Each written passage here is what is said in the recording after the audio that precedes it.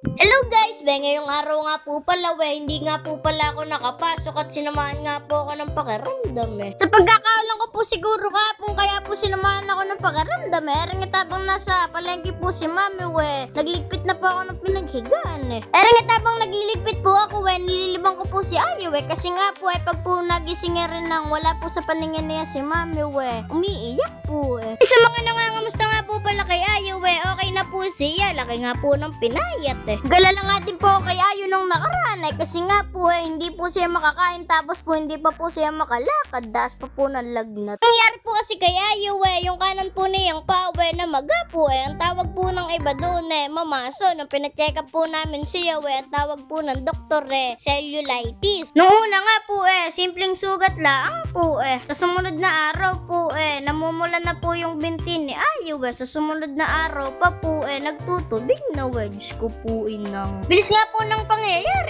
nung umaga po nagkakarusan pa po kami nila daddy Nung bandang tanghali na nanghingi lang po ng gatas tsaka po humiga lang hindi na po makatayo iyak na po ng iyak nagtataka nga po kami kung bakit hindi po siya makatayo Kaya nung kinagabihan po Diyos ko po ang taas lang po ng lagnat ayaw na din po kumain gusto po puro tubig lang Awa nga po kay Ayo noon buti po ngayon magaling na po bumalik na po yung likot Erangit maya lang po dumating na po si mami Diyos ko po inang sarap lang po ng lulutuin naming ulam may favorite menudo nakaka-LL Basan ko po muna yung pinamili nila mami na karne Nakakatikim na rin ulit ako ng menudo wala po kasi handaan Basan po muna natin Mamarinate po kasi nila rin ng 1 oras Unang menudo Pakabot nga ako ng asin, lalamasin ko lang rin karne para mawala yung lansa. Ganyan din po ba kayo pag po ang ulamin ninyo baboy o kaya manok bago nyo po lutuin Ilalamasin nyo po muna sa asin para po mawala yung lansa. Kaya nung nalamas ko na po sa asin at nung nabalawan ko na po yung karne nagtiga naman po kami ng kalamansi at mamarinate nga po pala namin na rin ng 1 oras Shoutout nga po pala kay Nanay Miriam, salamat nga po pala sa pagturo nyo po sa amin kung paano po magluto ng menudo. Pag po kasi si Nanay Miriam nagluluto ng menudo kapag may handaan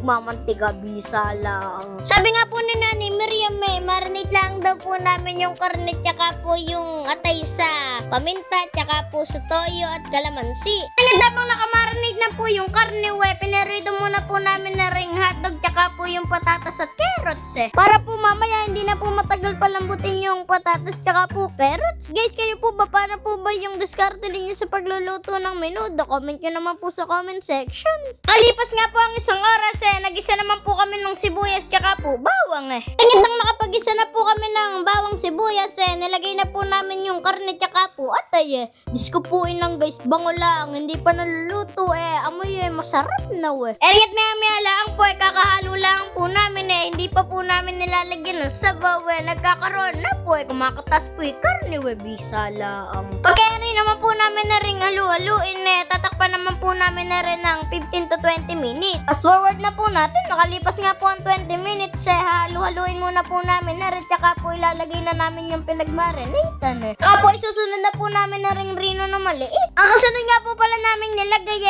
pang tomato sauce akala nga po namin nung una tomato paste maasim daw po yun Eringat nung nalagay na po namin yung rino tsaka po tomato sauce hinalo-halo lang po namin tsaka po namin nilagay ng pampalasaw Eringat nung nalagay na po namin yung pampalasaw sinunod naman po namin yung pinirito namin kaninang patatas tsaka po carrots at hotdog Mabilis na nga lang po pala at malambot na po yung patatas tsaka po carrots Siyempre po hindi ko po makakalimutan tikman yan